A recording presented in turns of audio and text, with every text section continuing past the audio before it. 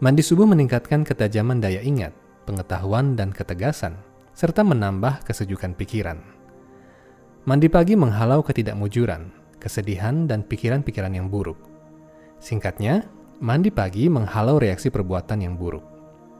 Hindu Times Channel dibuat dengan rasa tulus ikhlas untuk mengumpulkan, mengkaji, dan mendokumentasikan sejarah Hindu, pengetahuan suci, dan filsafat rohani Weda. Apabila Anda ingin mendukung channel ini, kami mengundang Anda untuk mengklik tombol like dan subscribe, serta membagikan konten-konten kami.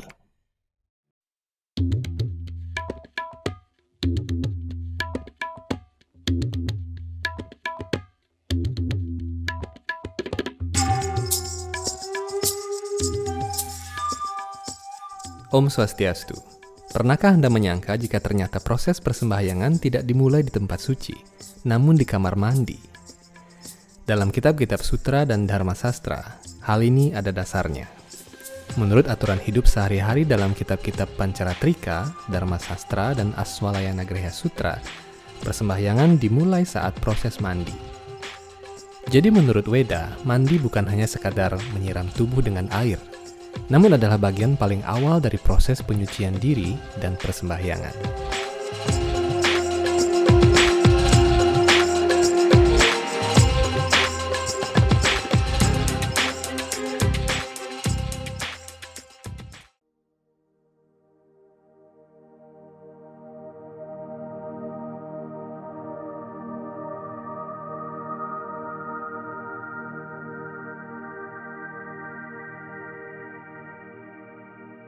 Kitab suci Weda Kurma Purana menyatakan bahwa tanpa melakukan pratah snana atau mandi sebelum matahari terbit, seseorang tetap menjadi tidak suci.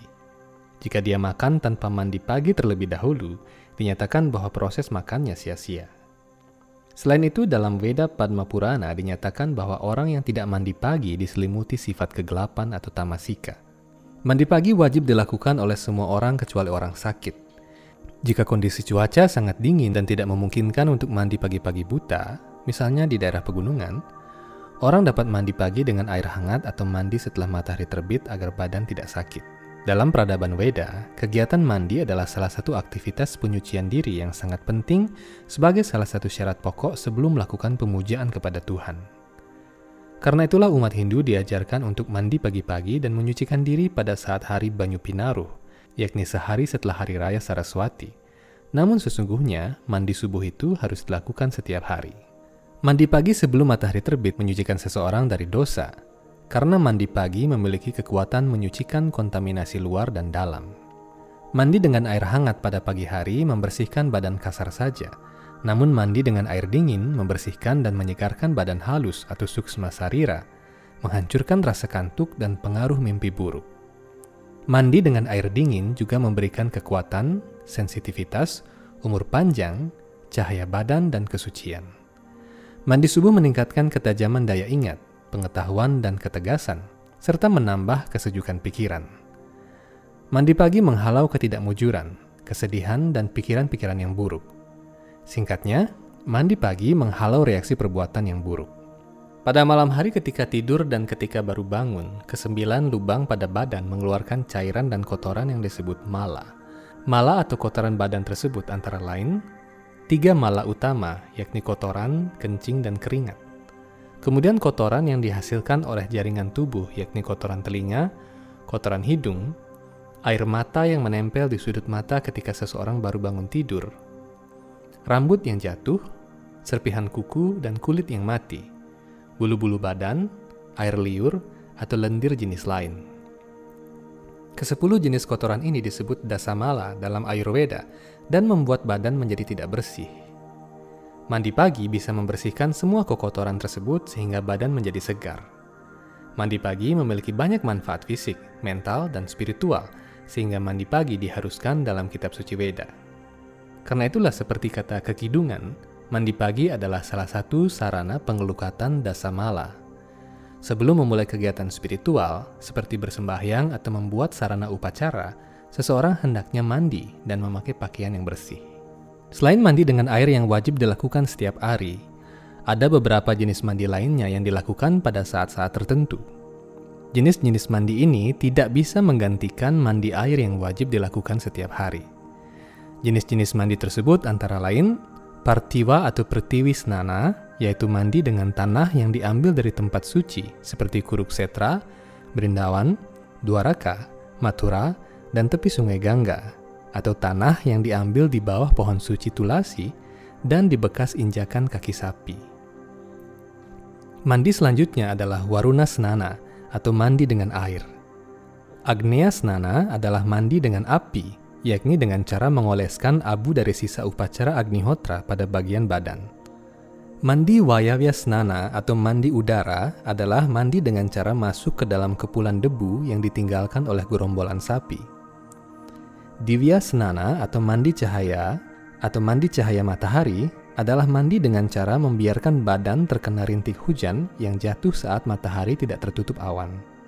Ada pula mantra snana atau mandi dengan mantra, yakni dengan cara mengucapkan mantra Weda sambil memercikan badan dengan air. Ada pula manasika snana atau mandi dengan pikiran, yakni mandi dengan cara memusatkan pikiran pada bentuk rohani Tuhan Sri Krishna. Sungai-sungai suci atau tempat-tempat suci seperti Mathura, Dwaraka, Ayodhya, Varanasi, Brindawan, Nawadwipa, dan sebagainya.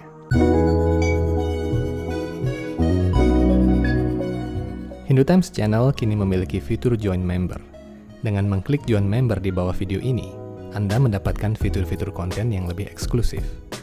Anda dapat memilih salah satu di antara 3 fitur member kami, yakni Kanista, Madhyama, dan Utama, sesuai kebutuhan Anda.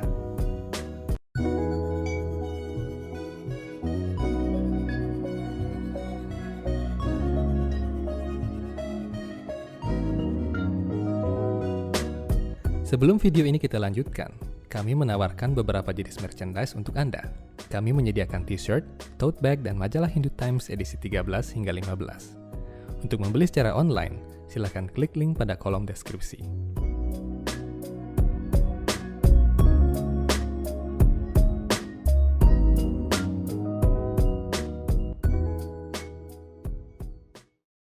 Dengan menggunakan 7 elemen berbeda, kegiatan mandi menyucikan badan kasar dan badan halus. Akan tetapi, mandi dengan air adalah keharusan dan wajib dilakukan setiap hari, kecuali dalam keadaan sakit. Jenis-jenis mandi juga dijelaskan dalam Pustaka Warisan Leluhur kita, yakni Lontar Brati Sasana, Sloka 17. Bunyinya sebagai berikut. Agneya ngaran, snana makalaksanam basma. Kunangikang Waruna masilam rengwe laksananya. Brahma ngaran, snana makalaksanan mantra. Kunangikang Wayavya ngaran snana makalaksanam sumilamakan sarira takeng utamangga maka nimitta welak ning lebu sangkeng suku ning lembu an generaki lemah pawitra. Artinya, mandi Agneya atau mandi api artinya mandi dengan abu api suci. Mandi Baruna artinya menyelam dalam air. Mandi Brahma artinya mandi dengan mengucapkan mantra-mantra suci. Mandi Wayavya artinya melumuri badan hingga kepala dengan debu dari bekas injakan kaki sapi, yang adalah tanah yang pawitra atau suci. Lontar Brati Sasana adalah salah satu lontar mengenai tata cara hidup rohani bagi calon Dwijati atau siswa kerohanian. Dengan jelas lontar ini menyebutkan jenis-jenis mandi suci yang direkomendasikan dalam Weda. Berdasarkan apa yang tertulis dalam bahasa Jawa kuno di lontar ini, bukankah ini berarti orang-orang suci Hindu pada zaman dahulu sekurang-kurangnya pernah mempraktikkan hal tersebut? Lalu kapan saja seharusnya seseorang mandi? Menurut aturan Dharma Sastra dan kitab-kitab Tantra, seseorang hendaknya mandi sekurang-kurangnya 2 kali sehari, yakni pada saat subuh dan pada saat senja. Bahkan mandi pada saat matahari belum terbit adalah mandi yang paling mujur dan dapat memperpanjang usia. Karena itu banyak tradisi mandi suci di Bali atau Jawa dilakukan sebelum matahari terbit, seperti mandi suci saat Banyu Pinaruh atau tradisi Masiram Toyadaha di Kintamani, Bangli. Seorang sannyasi hendaknya mandi 3 kali sehari, sementara itu seorang brahmacari dan grehasta hendaknya mandi sedikitnya 2 kali sehari kecuali ketika ia sakit. Apabila seseorang tidur siang cukup lama, dia hendaknya mandi setelah bangun, walaupun hanya sekadar membasahi sekujur badan tanpa sabun atau sampo. Kitab Suci Weda juga menganjurkan agar seseorang segera mandi setelah datang dari rumah orang meninggal. setelah menyentuh mayat manusia atau bangkai binatang, bahkan setelah melihat jenazah atau terkena asap pembakaran jenazah. Setelah mandi, barulah seseorang boleh menyentuh makanan, minuman, atau masuk ke tempat suci. Pakaian yang dibawa pada saat melayat juga hendaknya segera dicuci. Inilah aturan kitab suci Weda mengenai kebersihan dan kesucian. Mandi besar juga diwajibkan setelah berhubungan suami istri, setelah buang air besar, atau setelah potong rambut.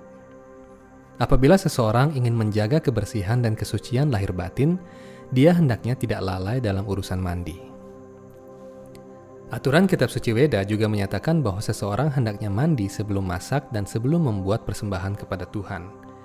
Ini adalah aturan yang bahkan dicantumkan dalam lontar Yadnya Prakerti, salah satu naskah suci yang berisi pedoman pembuatan sarana upacara atau banten.